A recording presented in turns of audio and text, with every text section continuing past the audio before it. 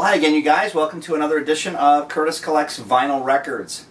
This is going to be our June 2014 installments. We'll make maybe 3 or 4 this session. And I've got some exciting news. My brother went up to Wisconsin to visit a relative, and my cousin Joe had texted me earlier saying that he had a pretty sizable crate of records. He wanted to know if I wanted them. Well, of course I wanted them. Thank you, Joe. Up in Wausau, Wisconsin, visiting my mom's cousin. So that was a great trip. I didn't go on it, but my brother brought the records over. They're in a terrific wooden crate, which I'm going to use. That's also quite valuable. And so before we get to the record we're going to play, I wanted to show you guys a little bit more about some of the records. Of course, I had a few of the ones that were in this box. There were some commons in there, we call them. Here's one I knew nothing about. Teresa Waiter, or Wyatter. W-I-A-T-E-R, for the first time out. This is unbelievable. You know, I have no idea who she is, and I just go right into the fine print.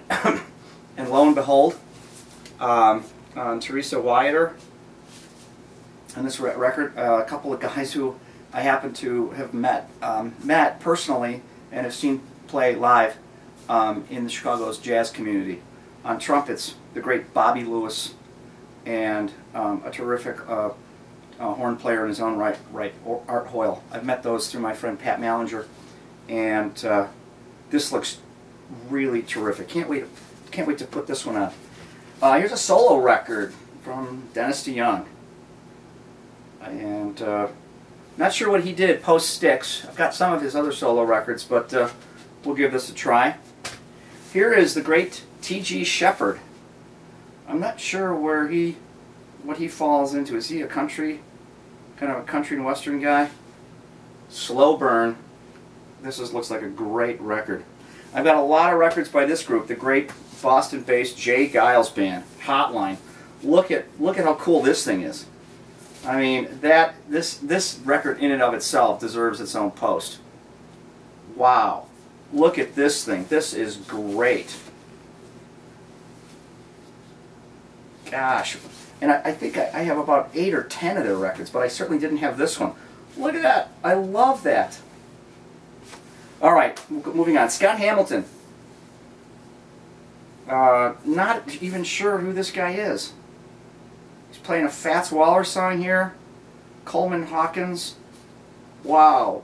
No idea. Scott Hamilton. Let me know who this guy is. Gary Morris. Why Lady Why? This looks unknown to me. I probably should know this guy. He looks kind of familiar. Gary Morris. Wow, here she is. The legendary Christine Perfect album that they rebranded Christine McVie, I think, so people would recognize it. A lot of people didn't know about her. Her name was Christine Perfect before she got married and went into Fleetwood Mac. This has a lot of guys on it from, this has Danny Kerwin on it and some of the kind of that earlier Fleetwood Mac that we'll talk about with this record coming up. Janie Street. Okay, we'll get to the music. I just want to go through these. Jane Oliver. No idea. Here's one of my friend Matt's favorite guitarists. What a influence he was on so many great of the English British guitar players. John Martin with a Y. One of my favorite records that Matt turned me on to was called Grace and Danger. This is John Martin. We're going to play that for sure. Gino Vanelli. Here's Brother to Brother, also Gino Vanelli. I'm okay with that. These sound great, I bet. Little River Band. I'm pretty sure I didn't have this one. This looks really cool. I like these guys a lot. Produced by the great Bob Clearmountain. We know him for sure. And here's a couple by the great songwriter, legend, Jerry Jeff Walker. Look at that. Wow, what a treasure this guy is. He really was is a terrific talent in the songwriting department. All right, so now we're going to play this song. I got familiar with this record. Turns out, Joe, it was one of the rarest records in the bin that you in the crate that you gave me. It's Buckingham Nicks. This was created at the great Sound City recording studio in Van Nuys, California. And this is kind of a record. You can read all about it, about how they kind of got discovered. Keith Olsen, and then before they made Rumors, they were making the Fleetwood Mac album, and they had lost some of the guys in Fleetwood Mac, and then they heard this, a recording of this down the hall. And so we're going to play from this, Buckingham Nicks, we're going to play the great Crying in the Night.